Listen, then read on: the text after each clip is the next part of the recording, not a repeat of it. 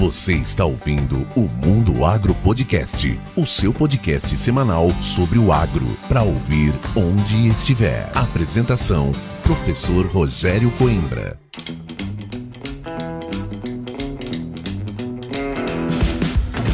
Começa agora mais um episódio do Mundo Agro Podcast, seu podcast semanal sobre o agro para ouvir onde estiver e quando quiser. E antes de começar esse bate-papo, eu quero lembrar que o Mundo Agro Podcast tem o apoio da Momesso, da Agrosol Sementes e da Incotec. E nós estamos aqui finalizando o ano de 2024 com um pezinho já em 2025.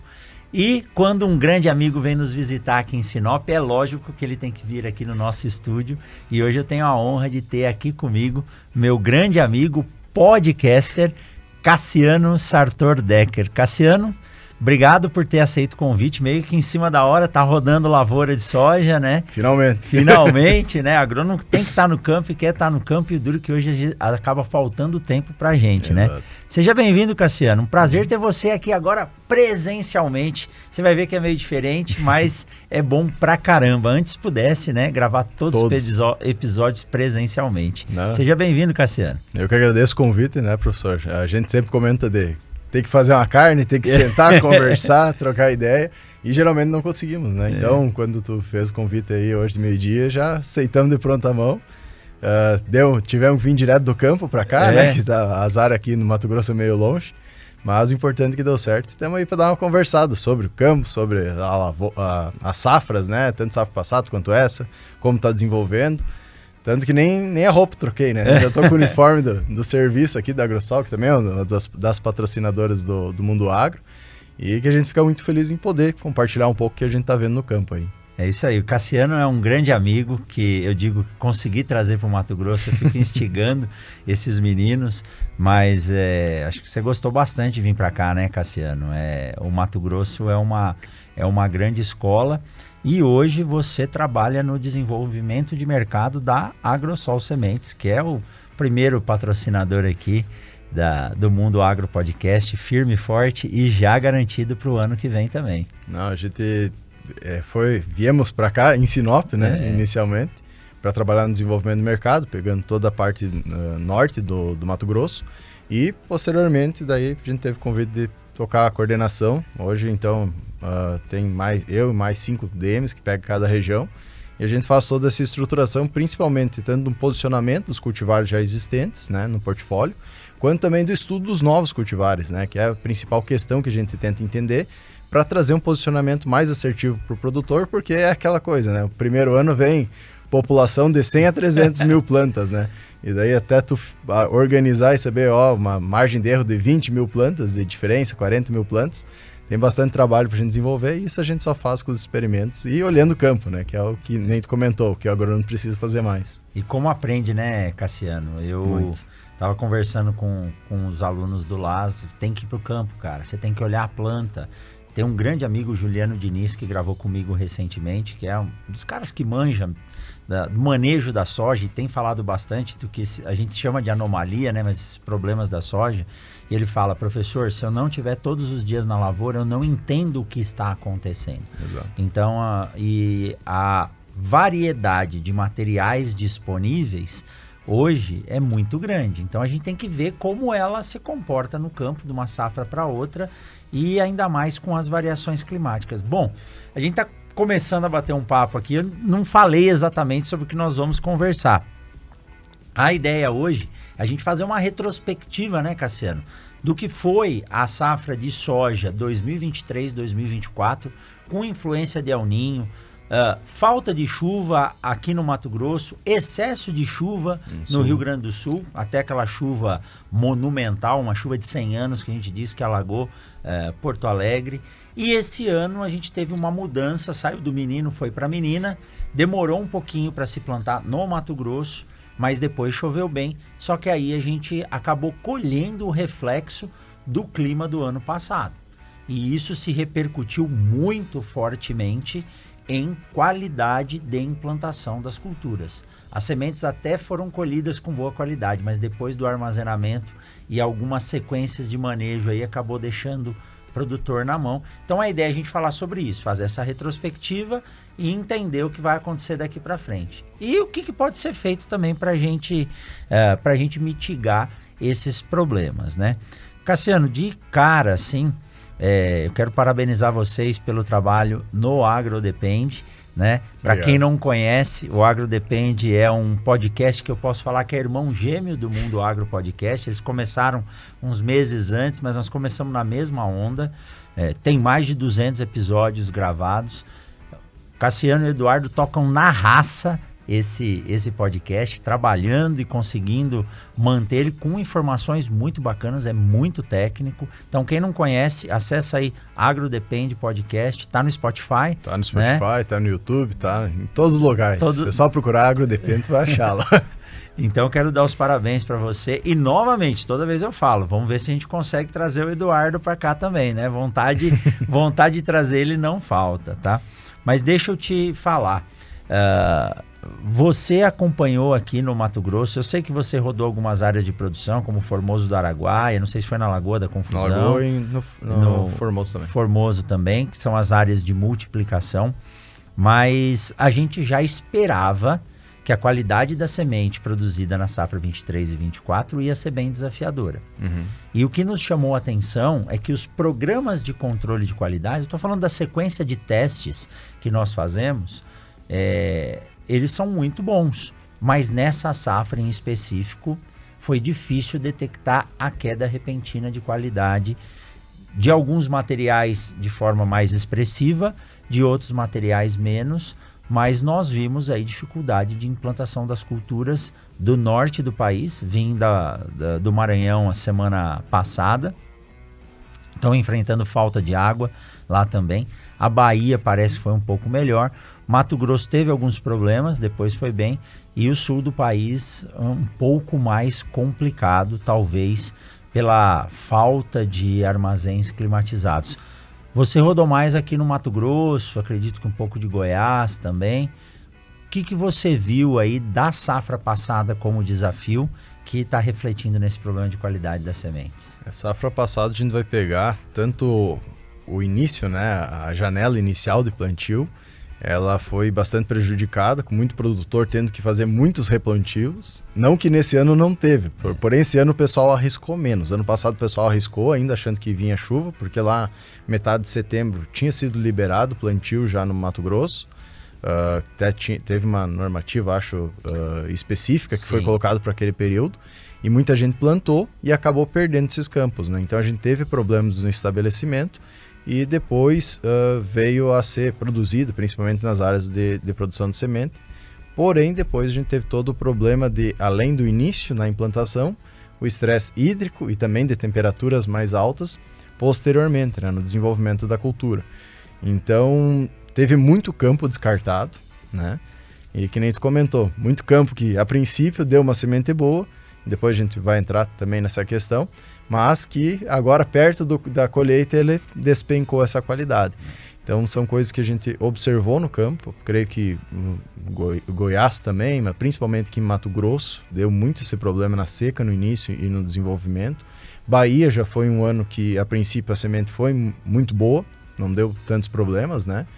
Porém, que nem eu comento, a gente tem um portfólio maior para trabalhar, então materiais mais precoces geralmente se desenvolvem num lugar, materiais mais tardios em outro, então a gente tem que estar trabalhando com os dois, e realmente foi desafiador essa produção da semente naquele ano, tanto que a quantidade de campos que foi colocada para o quanto foi buscado, vamos dizer assim, ou produzido semente, a sorte é que foi colocado campo a mais, né? Que depois a gente descarta. Mas realmente foi algo bem em cima da linha para a gente conseguir atingir.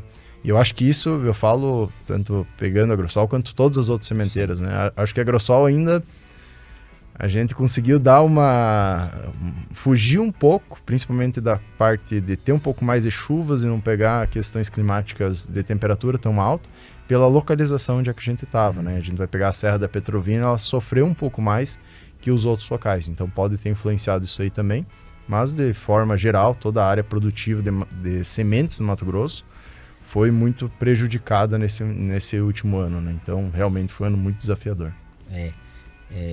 os replantios no ano passado foi algo assustador.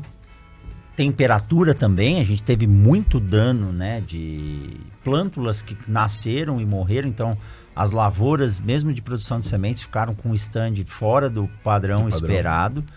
E você tocou num ponto interessante. Eu conversando com o Eduardo da Lastra, né, que é CEO da Agrosol, porque eu procuro entender com as empresas quais são as estratégias que são utilizadas. E ele falou que a contratação de campos de semente foi uma estratégia que realmente todo mundo vem adotando hoje.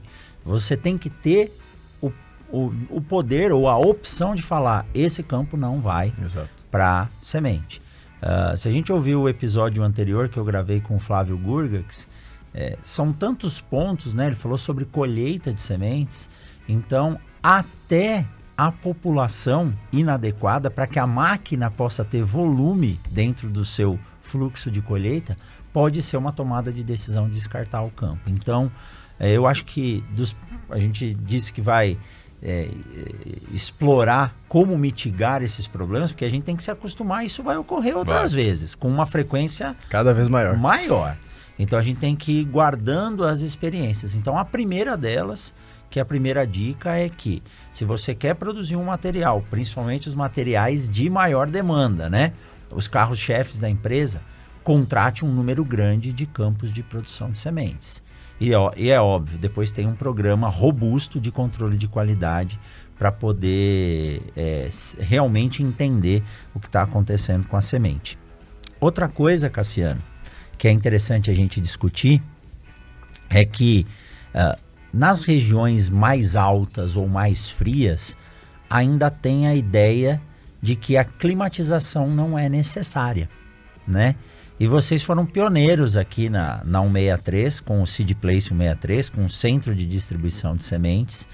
Lógico, no Mato Grosso não tem como se discutir, produção de sementes tem que ser climatizada, mas muitas vezes se pensa que o problema é a temperatura que ela vai ficar guardada, e não é, a gente precisa de equilíbrio higroscópico.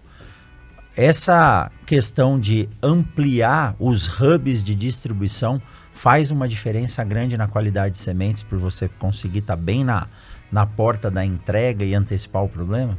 Eu acho que é algo decisivo, na verdade, que a gente tem que observar. Porque, inclusive, a gente teve casos, tu comentou, a longevidade da semente, os testes que são feitos geralmente no início, e ela vem mostrando uma boa qualidade de germinação, vigor, etc. E do nada ele cai. Isso está muito ligado com a armazenagem, a gente conseguiu observar isso esse ano por algumas questões. Como atrasou muito a janela, algumas entregas, alguns planejamentos de plantio do produtor, ele havia sido passado e foi feito, digamos, uma entrega no produtor. Porém, essa semente entregue, o produtor acabou ficando 2 semanas, 3 semanas, um mês. Ficou armazenada lá na fazenda. Na fazenda. Então não é o que a gente espera, até por isso temos Seed Place, né? Para estar mais perto do produtor, levar o mais rápido possível. Mas aconteceu esse ano por uma questão específica de clima. Todo mundo achou que, ainda mais no ano de laninha, né? Que era para ser, ia chover mais cedo. Não ia atrasar um mês o plantio, como foi a questão esse ano. E como você disse, os produtores de algodão, principalmente, que precisam ter uma janela boa para o algodão, fizeram a solicitação e o Ministério acatou, trazendo do dia 15 para o dia 6 de setembro. Então, antecipou em 15 dias, mas quando a gente acompanhou o gráfico de evolução que o IMEA emite nos seus boletins, praticamente um mês depois só o plantio efetivou. Foi final de outubro, né? Dia 20 de outubro em diante que foi plantado. Aqui na região, 10 de outubro deu 9, 10 de outubro deu a primeira chuva mesmo de molhar, e aí os produtores começaram a plantar, porque até então não tinha 1% da área do Mato Grosso, dos 13 milhões de hectares plantados. Exato. Né? E outra coisa só que é importante falar é isso que você falou. A semente ficou armazenada no produtor. Não porque o produtor quis, né? Eu sei que as empresas hoje têm um poder de convencimento grande, mas está esperando chover, então você acaba liberando. A semente armazenada no produtor pode ser um problema sério também, né? Aí entra a questão que tu fala de armazenamento. O que a gente observou?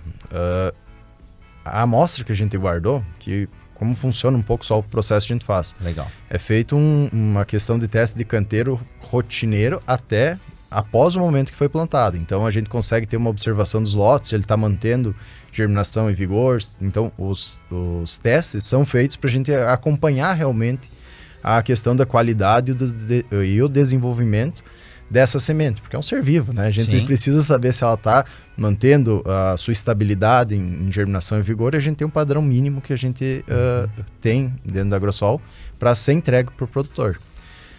E o que a gente observou nesses locais, já que foi entregue antecipado, ficou 3 semanas, 1 mês, em raros casos, né? Mas aconteceu. Quando a gente pegava essa amostra do material que não nasceu direito no campo, ou que no canteiro já não estava mostrando, no canteiro do produtor, no caso, não estava mais mostrando as mesmas características que a gente esperava, aconteceu que quando a gente puxou e fez essa análise do produtor, no caso, a semente estava guardada no produtor e a amostra que a gente tinha do lote guardada em local refrigerado correto, era muito gritante a diferença que deu de germinação e vigor. Então, vamos dizer assim, 20%, 30%, 40% em alguns casos. Então, isso mostra muito, e principalmente alguns materiais mais sensíveis que lideram o mercado, podemos dizer assim, que é o que está bastante complicado, da gente conseguir manter essa qualidade na semente, né? Então, nesses que a gente viu essa variação maior. E daí entra, como o senhor comentou, totalmente, ou principalmente ligado com o armazenamento, que a gente teve que em outubro, um mês extremamente quente, uma umidade baixíssima, né? Que a gente veio de uma seca, uma das maiores secas da história no Mato Grosso. Chegou a 12% umidade relativa, se Exato. não me engano. Então, esses 2 fatores auxiliaram muito, na minha visão, e mostraram realmente que a armazenagem correta e levar realmente a semente para o momento mais perto do plantio, melhor planejamento, às vezes não tem como saber também, né? O produtor tenta se blindar da questão logística para ele não ficar sem a semente na hora de plantar e ter máquina parada e perder janela. Mas entra essa questão que é muito importante a gente tentar tirar só da câmara fria, e não só a câmara fria, mas com a temperatura e umidade relativa correta, adequada, para o produtor no último momento possível para manter esse vigor e germinação da forma que ele deve ser, né? Exato. Cassiano, isso tem funcionado. Eu acompanho o projeto da Agrosol e aqui na 163 posso te dizer que desse eixo Sinop, Sorriso, Lucas e Nova Mutum, 500 quilômetros um caminhão faz em um dia para entregar. Então, o planejamento ele é interessante porque o centro de distribuição de sementes ele acaba trazendo o problema de forma antecipada. Ninguém está dizendo que nós não vamos ter problema. Só que quando você transporta lá em março e o plantio é em setembro, você der um problema num caminhão, ficou preso na estrada, pegou uma chuva, furou uma lona, você consegue trocar o material. E outra, quando o material vem para cá, você consegue manter a análise dele, porque ele tem que continuar sendo analisado até a entrega. E muitas literaturas mostram que a maior queda da qualidade da semente é na fase final do armazenamento. Ela está com baixa umidade, um nível de respiração muito baixo, mas as células estão ali num estado gel e a deterioração, queira ou não queira, ela continua. Mas aí na câmara fria a gente diminui muito. Uma aluna minha do mestrado em 2016 a 2018 fez um trabalho em Campo Novo do Parecis. Os lotes que não estavam na câmara fria, de 30 a 60 dias, caíram de 92% para 80%, 85% de germinação. Quando a gente colocou na câmara... Germinação. Quando a gente colocou ele na câmara fria, demorou 270 dias para sair de 92% para 90% de germinação. Então, se a gente for avaliar os outros parâmetros de vigor, e aqui cabe ressaltar que muita gente fala, o vigor caiu. Qual o vigor? O vigor que se refere às partes internas da semente, à casca, ao metabolismo, porque existem vários testes, né? Então, notório, no Brasil não existe região em que se guarde sementes de soja sem ser climatizada. E temperatura não é o problema, lógico, abaixo de 20 sempre. Mas o ideal é manter o equilíbrio higroscópico. E na fazenda, Cassiano, a gente não consegue fazer isso. Ah, mas vai ficar 15 dias lá guardado. Pode ser aí que a gente tem o problema, que vai se encadeando com outros, né? Eu lembro de uma palestra que o senhor deu, acho que foi na inauguração do segundo galpão lá do Seed Place, e um produtor perguntou, mas eu tenho lá, botei os ar-condicionado e tal, e mesmo assim perdi a semente, né? E daí tu trocou. Tu colocou o ar-condicionado, diminuiu a temperatura, porém, e a umidade? Quando tu bota ar-condicionado, ainda mais no Mato Grosso, seca a umidade muito a semente. Cai lá embaixo.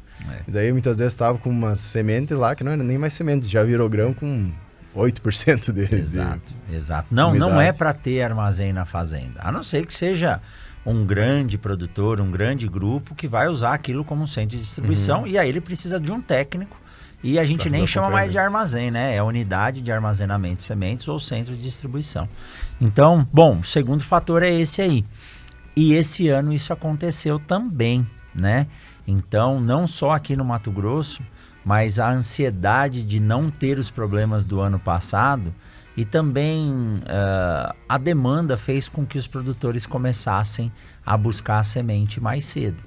E aí a gente teve um atraso de chuva, tem gente relatando aí mais de 40 dias a semente guardada na fazenda, sem uma estrutura adequada, né? Então dá para ir tirando aos poucos, não dá, Cassiano? Sim. A não ser que você plante uma área bem pequena, você vai puxar lá seus 4, 5 bags, né? Aí é mais fácil, né? Aí é mais fácil. E, Cassiano, o ano passado foi difícil para produzir grão, e se é difícil para produzir grão, também é difícil para fazer semente.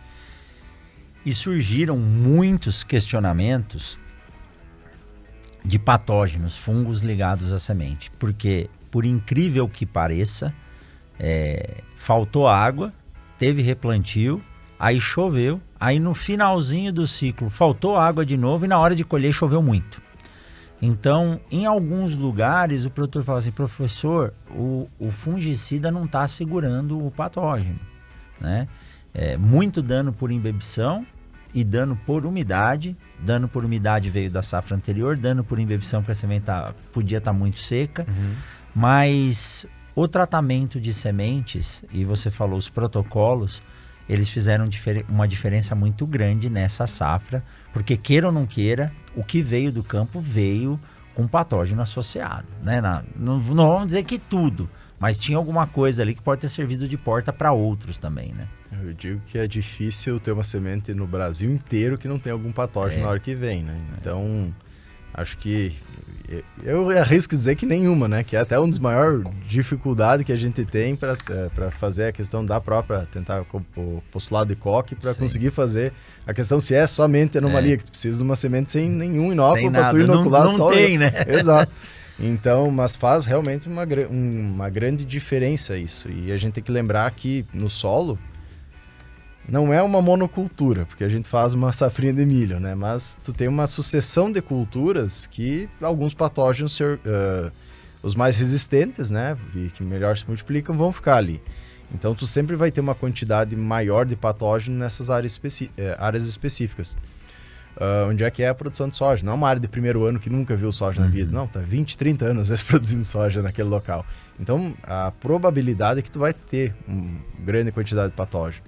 E se tu não ter um tratamento de semente adequado, principalmente com fungicida, mas também entra a parte de nematóides, que é muito forte e presente no Mato Grosso, entra a parte de insetos também, né, que anos atacam muito, anos atacam pouco, varia muito, mas uma coisa é certa, a doença vai estar. Vai estar lá. Então, se tu botar lá uma planta, uma semente, e não ter essa proteção inicial, a possibilidade de tu ter perda de stand é bastante grande. Né? Ou até um desenvolvimento posterior, né, das doenças que podem ocorrer, já estariam na planta, mas vai aparecer, vamos dizer, mais para frente, né? Então, são coisas que a gente observa e é de extrema importância, tanto essa, quanto também a inoculação correta, né? Sim. E entra na parte da semente pronta que a gente tem, que já tem a questão do Brasilizob junto, o Comô, mas que é uma coisa que às vezes não é observado. No campo, muitas vezes é retratado e colocado biológico junto. Inclusive, teve uma área que a gente olhou isso, e onde é que o cara comprou um bom tratamento, porém inoculou, retratou essa semente, eu acho que perdeu tanto o produto um pouco, quanto a inoculação, que quase não tinha nódulos, né? E onde ela já veio junto com o TSI, tava lá no lado, bonitinho, 15 centímetros maior que a outra, né? Dois, mesmo cultivar, plantado no mesmo dia. Então, são coisas que a gente tem que cuidar. E tem uma grande importância manter isso para a gente ter esse arranque inicial correto, né? Cassiano, pô, quanta informação, eu fico aqui pensando no que a gente pode explorar, né? Quem acha que é fácil plantar e colher bem, venha fazer o que a gente está fazendo, né? Mas, bom, o controle do patógeno, o fungicida que vai na semente, o inseticida, ele tem que controlar ali, eu digo, entre 7 e 15 dias já é uma boa proteção. Esse ano, se quiser pegar uma coca aí, fica à vontade, hein? Esse ano, nós tivemos, sim, áreas onde a incidência de patógenos na emergência foi grande. E aí eu comecei a conversar com as empresas e a gente começa a entender o seguinte: uma semente que já vem debilitada e passa por um processo de espera para plantio, depois recebe um tratamento na fazenda que a gente sabe, e aqui eu não vou chover no molhado, que não tem a mesma precisão que tem na indústria. Ou pior, como você acabou de falar, a semente é retratada na fazenda. E principalmente com inoculante, porque o inoculante tem um potencial água alto. E aí isso vai para o campo, na hora que o fungo que está lá ou que estava na semente começa a se desenvolver, o fungicida não dá conta de explorar toda a ramificação que ele tem fora o que está no solo.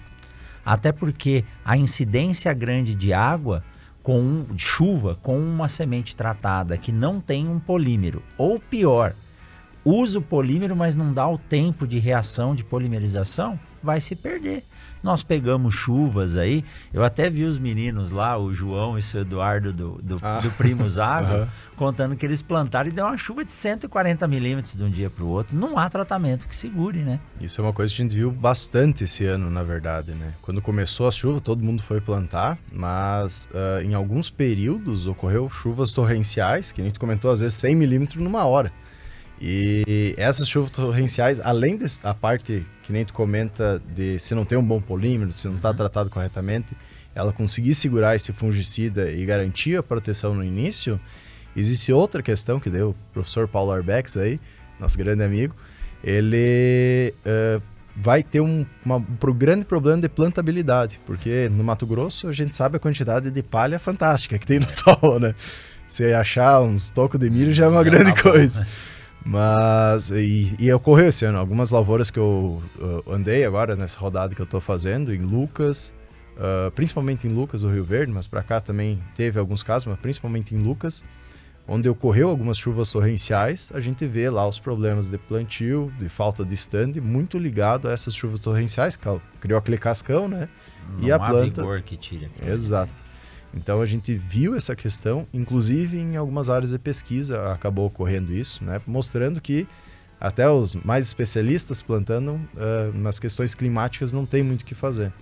Porém, uma coisa que podemos fazer é o que o senhor comenta, né? A parte do tratamento para garantir que aquele fungicida, aquele inseticida e até mesmo o inoculante, né? Ele fique ali preso mais perto da semente para conseguir fazer sua função, que é disponibilizar para a semente esse arranque inicial e nascer, vamos dizer assim, sem maiores problemas, né? Sem ficar brigando com praga, com doença tanto, né? Sem ter esse problema inicial.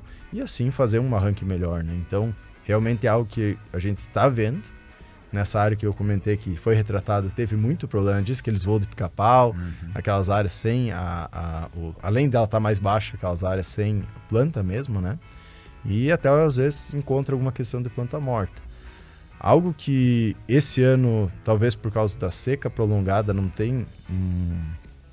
está tão alto ainda, eu acho que é importante comentar isso, ainda a questão de doenças, porém a recém agora está fechando o carreiro, né? Então agora a gente vai fechar o triângulo, né? Está fechando carreira e está fechando o tempo. Exato. Nós estamos passando mais dias com o tempo fechado, né? Inclusive, teve algumas áreas que a gente viu ontem, em Lucas também, Lucas do Rio Verde, que tá a antracnose, tá dando, então a gente pediu o pessoal da Fundação Rio Verde, eles também observaram isso. A antracnose está pegando no meio do trifólio, vamos dizer assim, não na folha do trifólio, né, no galinho, e quebrando o galinho. E tu não vê nada de antracnose no restante da planta, não vê nas Você não vê a vagens, presença na vagem? não vê na vagem, não vê nas nervuras da folha, é só naquele ponto específico que ele estrangula e daí cai. E daí tu vai perder todo aquele nó produtivo, né? E mancha-alvo você viu bastante, Cassiano? Pouca coisa. Por enquanto, né? Uma coisa que começou a aparecer, principalmente nas regiões de altitude mais elevada, foi a bacteriose, né? Que é... me fugiu o nome agora. Presença de bactéria, né? Caramba! Eu não vou lembrar também. mas eu já vou olhar aqui, eu lembro, mas é algo que eu não via aqui. Crestamento bacteriano.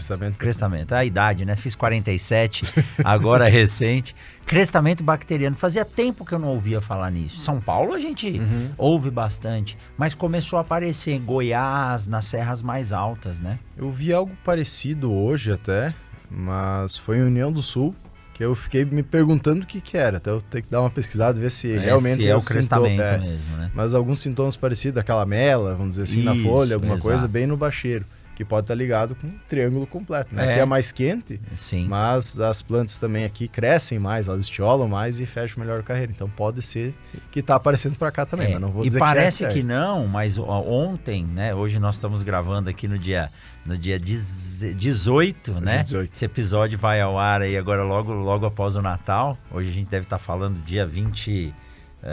deixa eu ver aqui, só para não me mentir, né?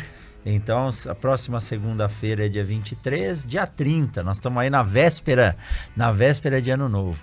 Mas tem chegado umas frentes frias e quando a gente fala que a temperatura noturna chega a 22, 23 aqui, já é uma queda considerável para estimular o desenvolvimento dessas doenças, né? E o crestamento bacteriano, ele começa a queimar o bordo da folha, né? Porque é onde a bactéria consegue penetrar. Então a gente precisa tomar cuidado com essas coisas e controlar a bactéria não é fácil. Não. Né? Controlar a bactéria não é fácil.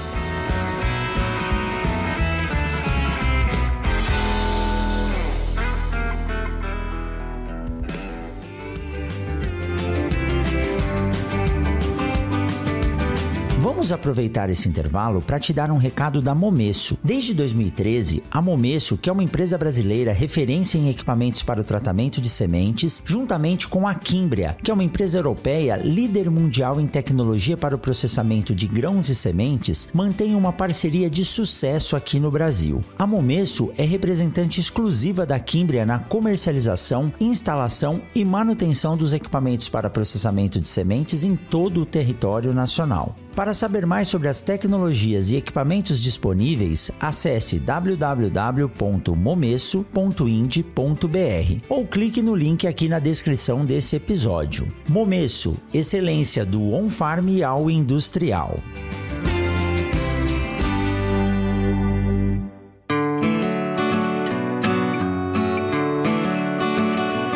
Ô Cassiano, eu recebi, né, há uma semana atrás, alguns relatos do Paraná de áreas com canela quebrada, né, soja quebrando. A gente sabe que a anomalia ainda, pode-se dizer, uma incógnita, mas é um assunto muito polêmico. Você deixa muita gente brava quando começa a falar.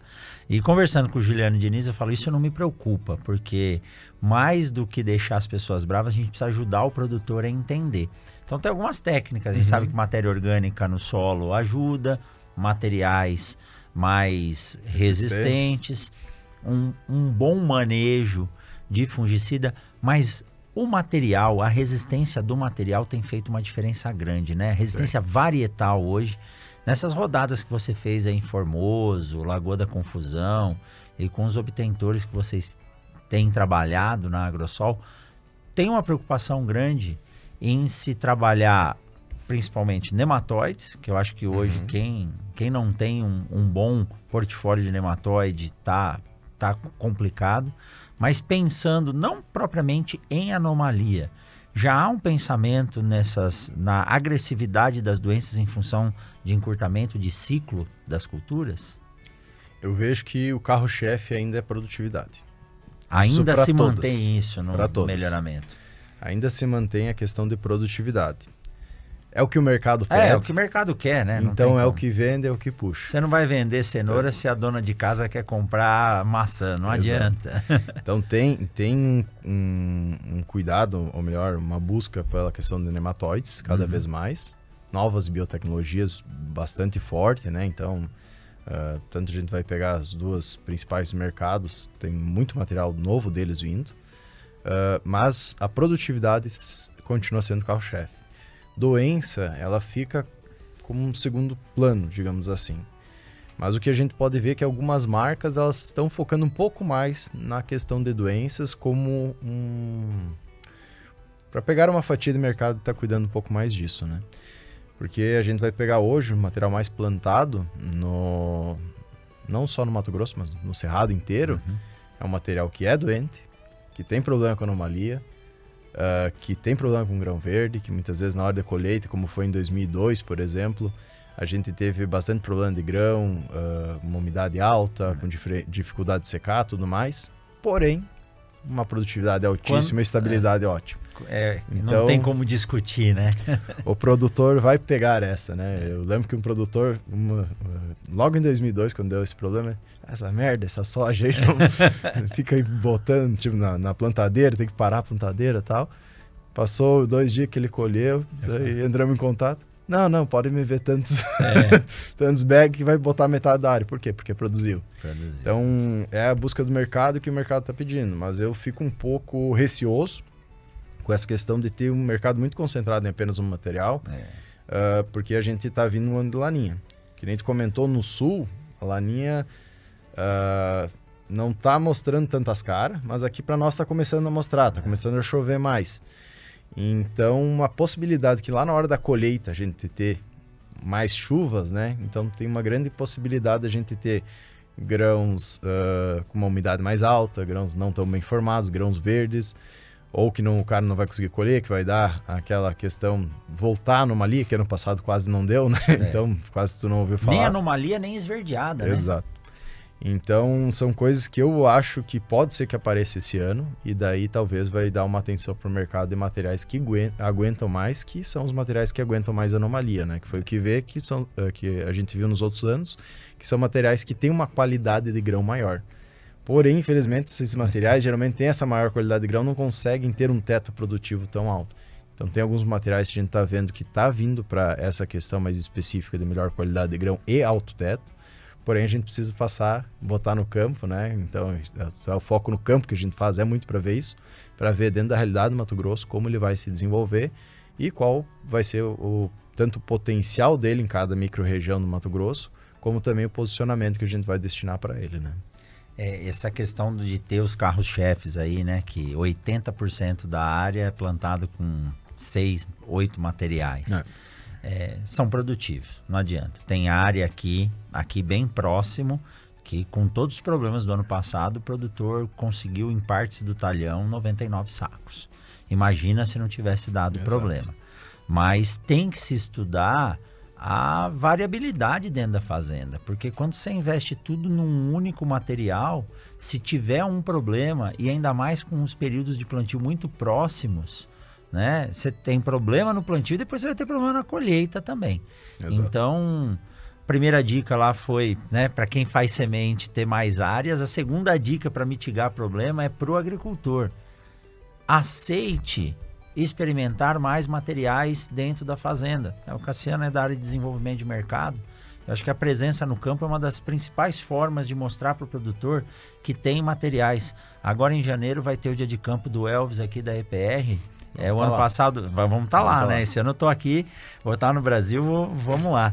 Mais de 140 materiais disponíveis, então teste, né? Quando a gente fala de resistência, se o obtentor ele não está focando em doença, pega e testa dentro da sua área. E às vezes uma distância de 2 km de uma fazenda ou de um talhão para o outro já faz uma diferença grande, né? Então a gente tem que ter essa essa gana, essa vontade de testar os materiais que estão aí disponíveis. Às vezes uma rua já diferencia totalmente os talhões, né? Totalmente. Muda o perfil de solo, né? Exato.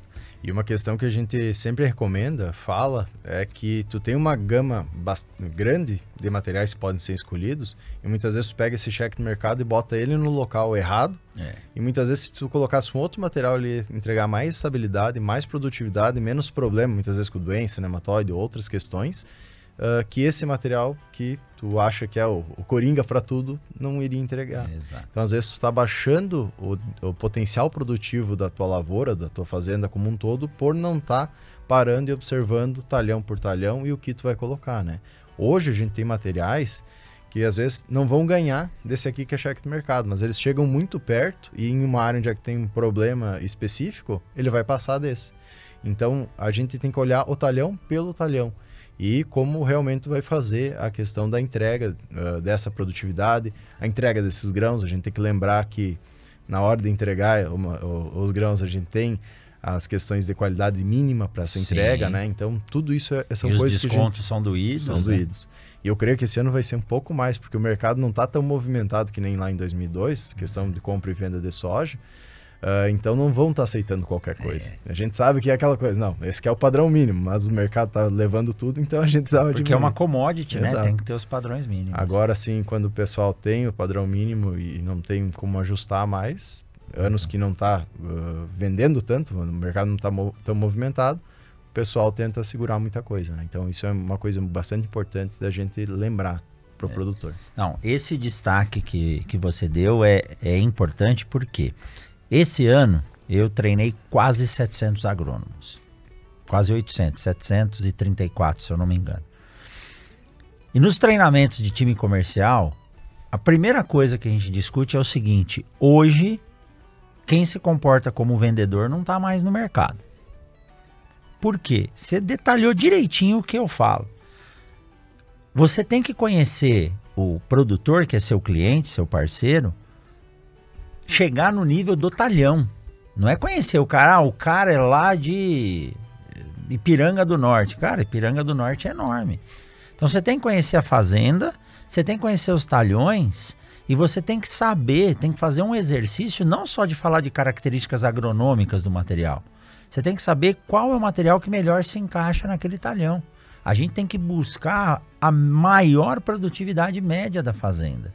Então hoje, aquilo que a gente chamava de vendedor, hoje a gente treina para que ele realmente se comporte como um consultor técnico ao agricultor. Então, se a gente vai num dia de campo que tem 140 materiais recomendados para um 63, antigamente, há uns 4, 5 anos atrás, falava, isso é muito.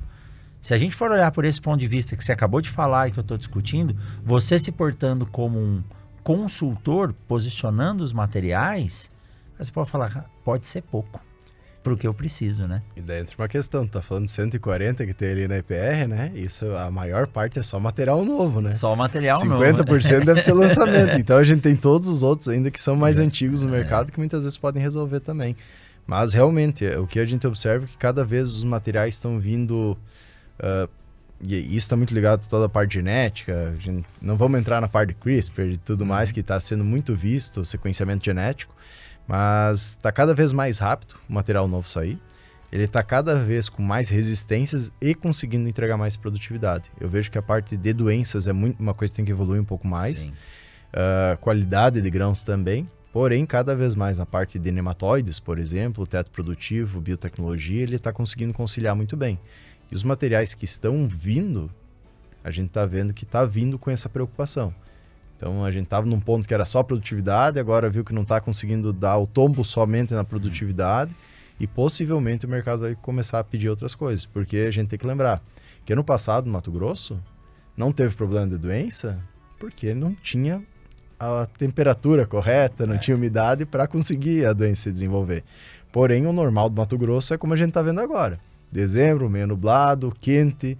que é tudo que a doença pede, né? Compensação Rondônia lá foi o clima perfeito e pegou pesado. Pegou pesado. Pegou pesado. Então, tem esses cuidados que eu vejo que os obtentores estão estão observando, porém a gente tem aquela questão. Antes era 12, 13 anos para fazer um cultivar. Hoje estão conseguindo, alguns dizendo até 6 anos para sair um novo cultivar. Mas mesmo assim é um período grande para pegar de uma safra que muda totalmente para outra, muitas vezes. O material que era líder de mercado, como a gente viu no passado, no outro ano não ser vendido quase nada porque apareceu um problema nele, né? E daí entra aquela questão que tu comentou, vou ter 80% da minha lavoura com esse material específico, e se der pau nesse material parelho, eu vou perder 80% da minha lavoura? Colocar todos os ovos na mesma cesta, né? Perfeito. Conversando com um melhorista na metade desse ano, ele falou assim, Rogério, soja é uma commodity. Existem padrões mínimos de proteína, óleo, e tem material que não está dando um padrão mínimo de proteína para poder comercializar. A gente precisa, às vezes, até fazer processo, talvez tirar a casca da semente para que naquele volume tenha a quantidade certa de proteínas. Então, sim, é uma crítica construtiva aos obtentores. Olhar a produtividade é importante, porque é a produtividade que mexe o negócio, que faz o negócio do agricultor rodar. Mas a gente tem que olhar o entorno, porque nada acontece sozinho, nada é um fator só. Então eu sempre mostro nas palestras uma corrente para falar: a agricultura é um encadeamento de processos.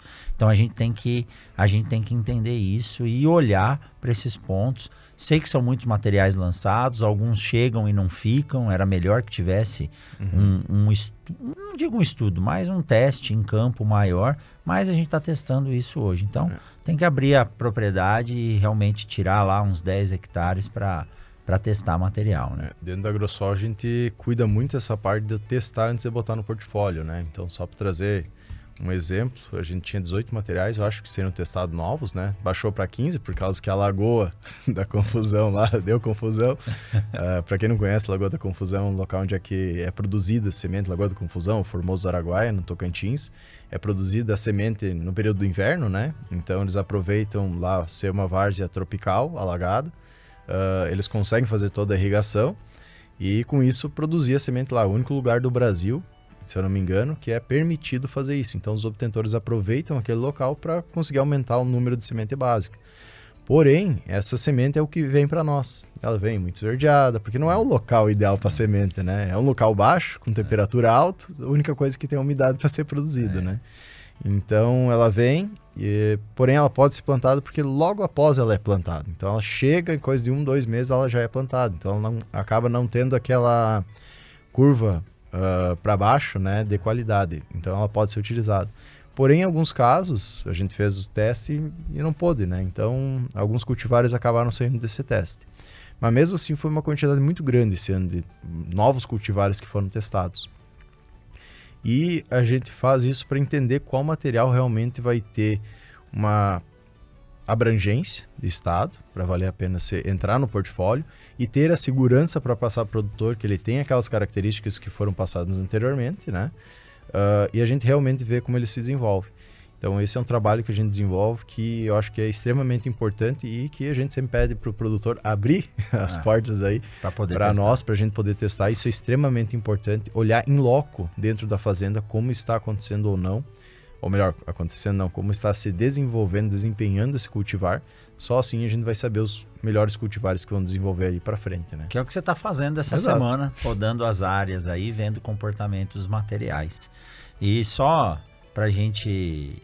Falando ainda do Formoso do Araguaia, Lagoa da Confusão, Porto Nacional, são regiões as quais, sem elas, a evolução dos materiais no Brasil estaria ainda há uns 20 anos atrás. Então, poder fazer 2 safras, são várzeas sistematizadas, é um dos sistemas mais modernos que tem de irrigação em subsuperfície, tanto que hoje acho que nem se pode mais sistematizar a várzea, né?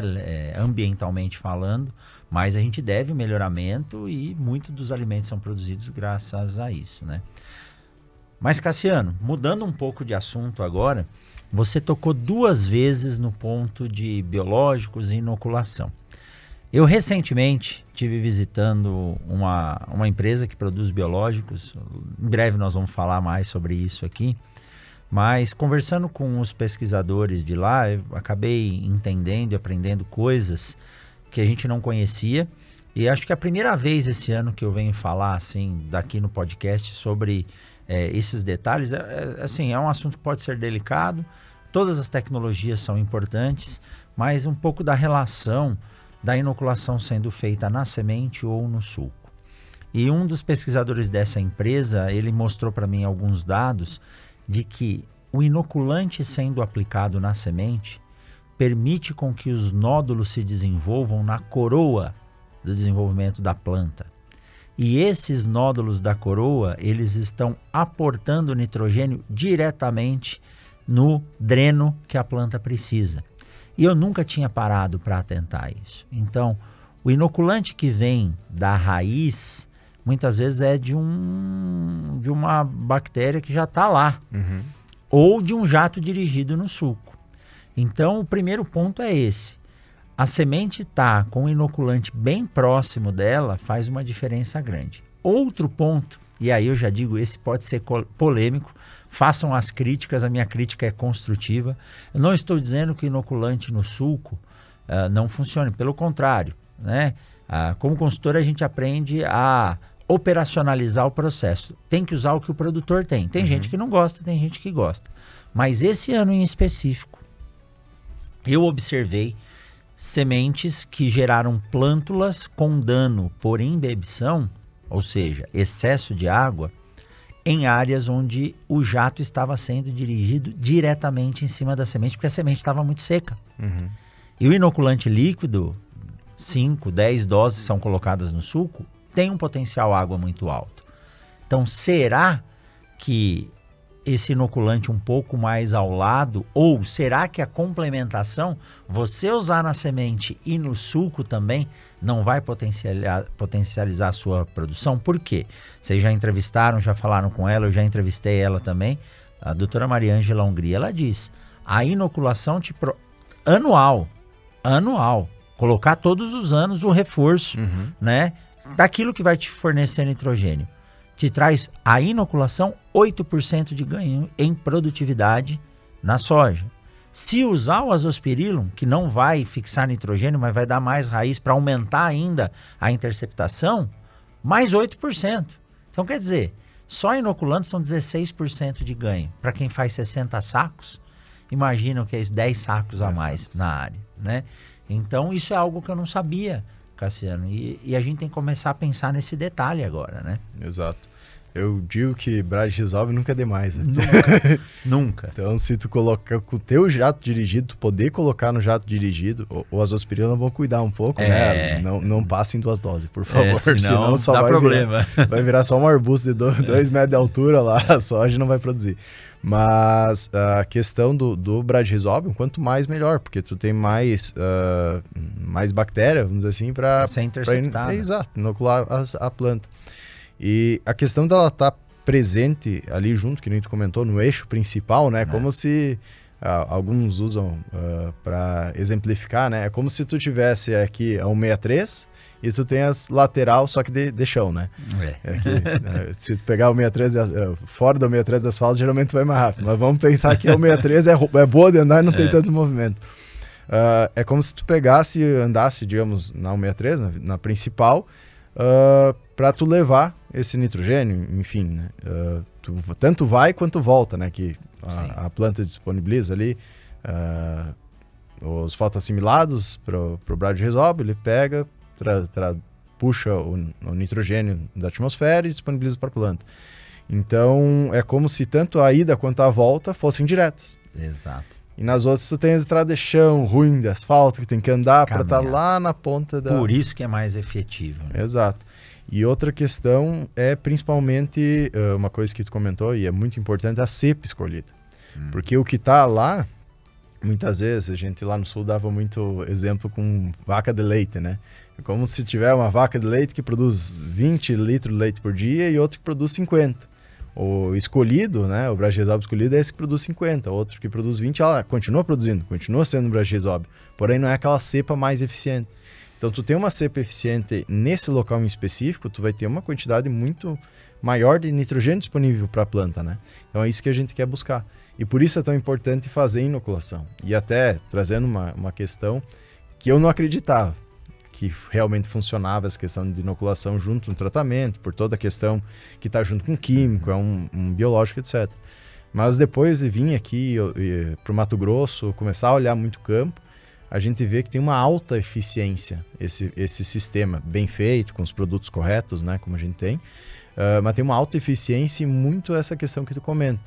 A inoculação, vamos dizer, a quantidade de nódulos, principalmente é na coroa ali, onde é que tinha semente anteriormente. Então, acho que é algo importante tu comentar isso, trazer, porque muitas vezes o produtor não vê isso no campo. Muitas vezes arranca, tá lá nas pontas da raiz tá secundária. Bom, e não tá, né? Exato.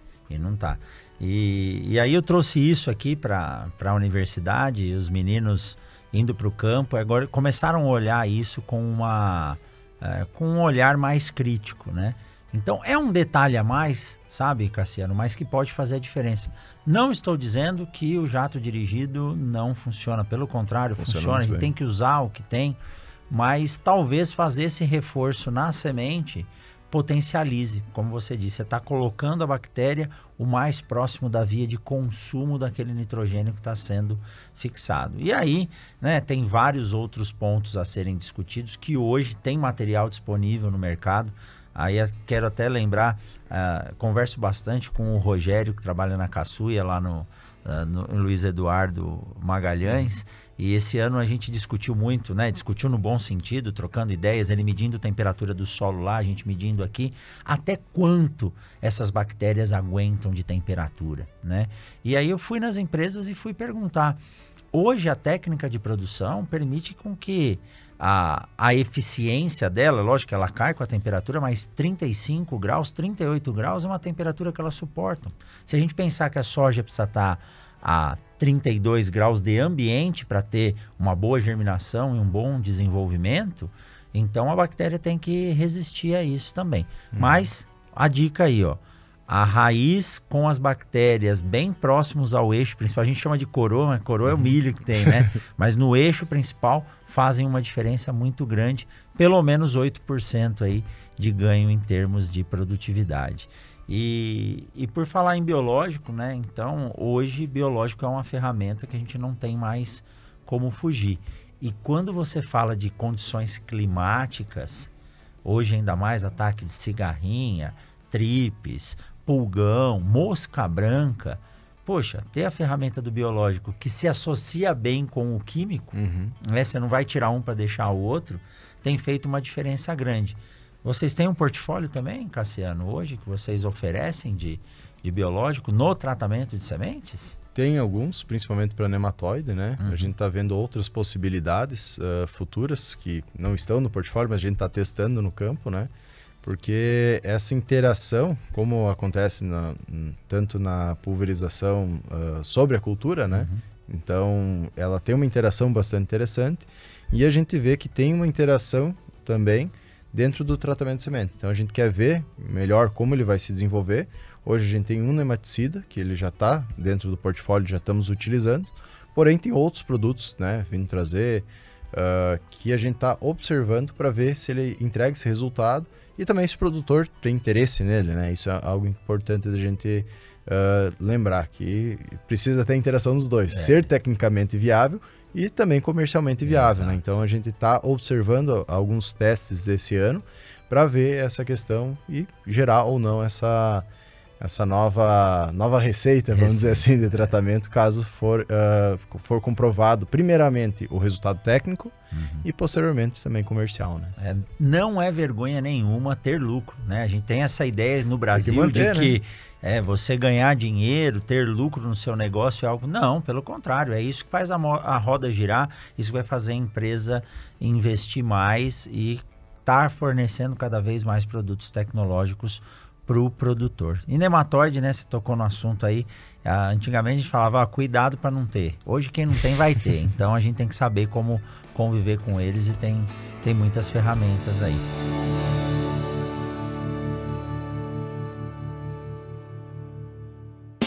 Siga o Mundo Agro Podcast nas redes sociais. Instagram, Facebook e Twitter, @Mundo Agro Podcast. Cassiano, eu sei que tá dando sua hora aí, mas antes de finalizar, vamos dar uma de Mãe Diná aqui, né? O que a gente pode esperar pro ano que vem para a safra 2025-2026. Eu não estou atento ainda, mas eu acredito que nós vamos estar novamente sobre laninha, né, na safra 25-26.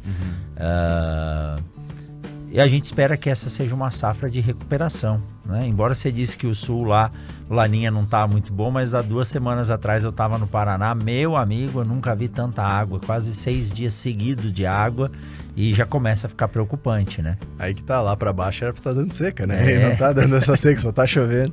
Por isso eu comentei que lá ela não tá forte, e pra nós aqui ela tá mantendo a chuva.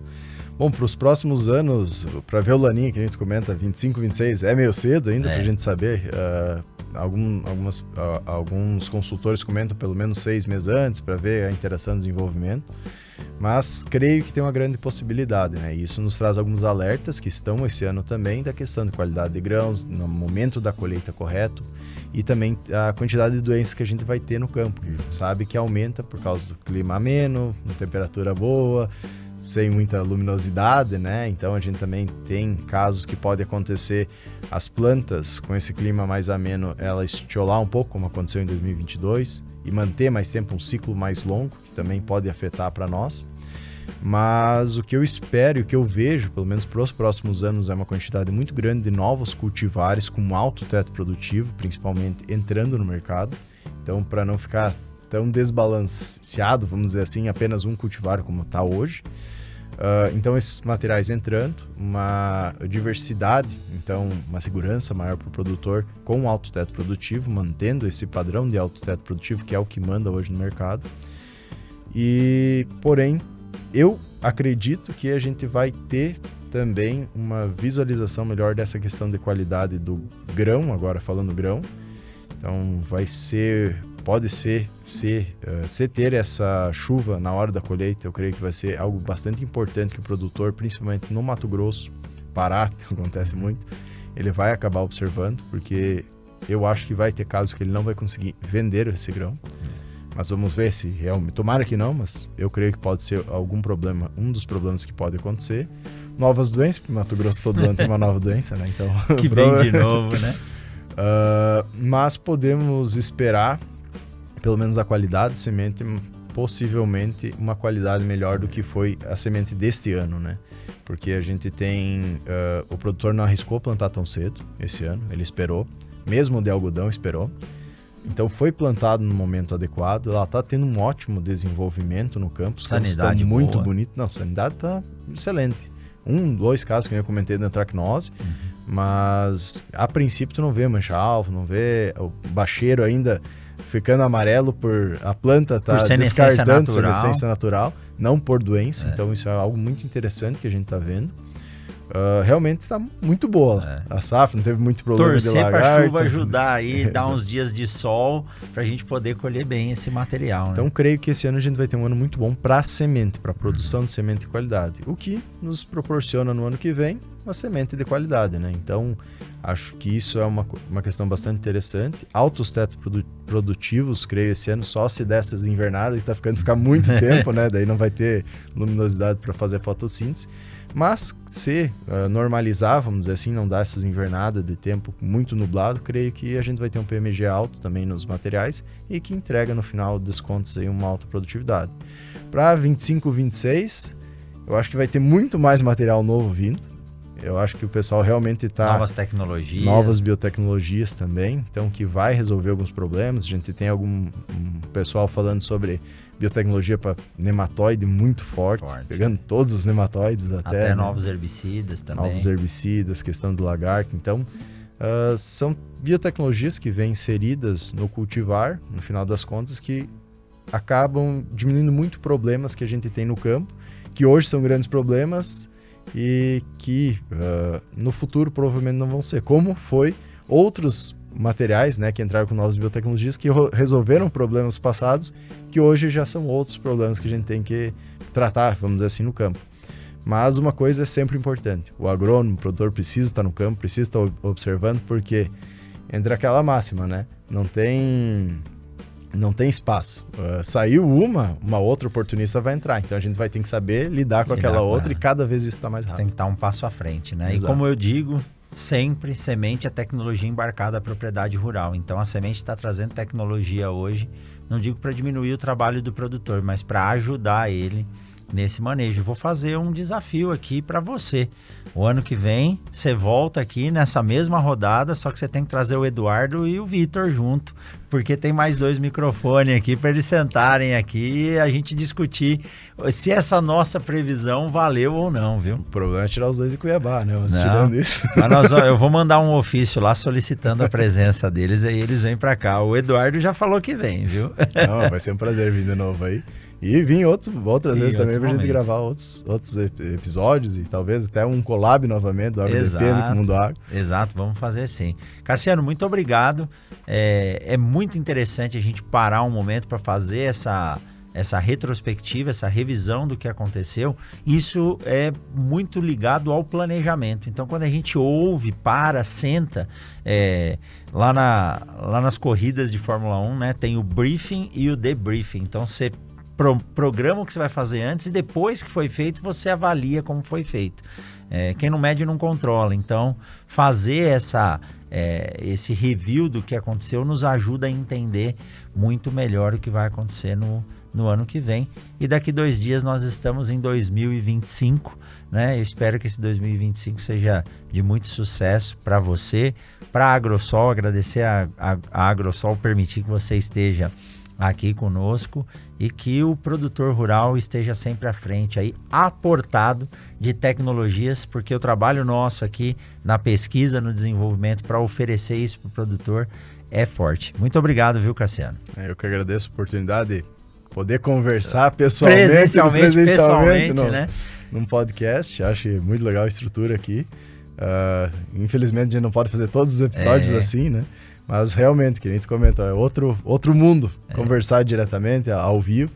E eu agradeço a oportunidade e a amizade também, de a gente sempre estar trocando ideias, sempre observando o que está acontecendo no campo, trazendo para o produtor, trazendo para o agrônomo, para o estudante, que é uma forma de extensão, né? O que a gente faz aqui, e acho que essa é a ideia, trazer cada vez novas tecnologias e facilitar a comunicação da parte mais teórica, a parte mais de estudo, para o produtor conseguir aplicar no campo, que é onde realmente tem que ser aplicada e utilizada a informação. Então, onde mora o negócio. Exatamente. É isso aí. Bom, deixa eu voltar para cá pro microfone. Como ninguém vai embora sem um bonezinho do Mundo Agro Podcast, tá aqui, entregue um azulzinho. Ano que vem tem boné novo, tem boné para as meninas o ano que vem também, tá? Para quem tem, para quem não tem cabelo.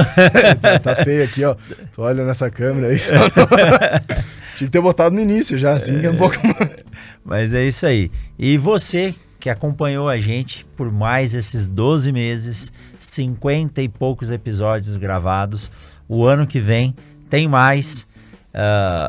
Eu quero dar uma paradinha para poder dar uma descansada, mas o Mundo Agro Podcast não vai parar, né? A gente grava de forma antecipada. Desejo um feliz ano novo a você que é ouvinte de podcast, a você que é podcaster, assim como meus amigos do Agro Depende, Agro Resenha, o Vitor Anunciato lá do Papo Agro, que está voltando aí junto com o Neto. Que esse 2025 seja repleto de felicidade, principalmente saúde, para que a gente possa continuar fazendo o que a gente gosta. Na semana que vem, na próxima segunda-feira, tem mais um episódio do Mundo Agro Podcast. Feliz ano novo para vocês. Até mais. Tchau, tchau. Até mais. Valeu. Você acabou de ouvir o Mundo Agro Podcast, o podcast semanal sobre o agro disponível na sua plataforma de áudio preferida e agora também no YouTube. Siga o podcast no Spotify ou na Amazon, assine no Apple Podcasts, se inscreva no Castbox e favorite na Deezer. Assim você receberá uma notificação a cada novo episódio publicado. Eu sou o professor Rogério Coimbra e encontro você na semana que vem em mais um episódio do Mundo Agro Podcast. Você ouviu o Mundo Agro Podcast. Informações, novidades e muito mais. Mundo Agro Podcast, para ouvir onde estiver.